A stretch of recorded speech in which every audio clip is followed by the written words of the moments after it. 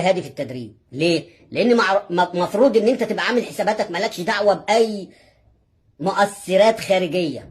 ايه المؤثرات الخارجيه؟ اول هام مش ماتش عبد الله السعيد، مش ماتش النهارده بعد الاصابه بزيره. ليه؟ بزيره قعد لغايه الدقيقه 21 ونص ما استلمش كوره، تعرف ان هو مصاب، ودي عمرها ما حصلت. ليه؟ لان حتى لو انت بتبدا في ارجع كده الماتشات اللي فاتت كلها من اول ما بزيره ده جه نادي الزمالك، اول ما بيبدا المباراه ممكن يقعد دقيقتين ثلاثه ما يستلمش كوره، لما ما بيستلمش كوره تلاقيه بيتجنن وبينزل يستلم من نص الملعب، من عمق الملعب، من عند عمر جابر، من عند بنتي، يعني المهم ان هو لازم يبقى في الصوره. انما يقعد 21 دقيقه ونص هو مش باين ومش متواجد، وتعرف ان لسه مصاب، فانت ما كنتش لعيبته. ليه؟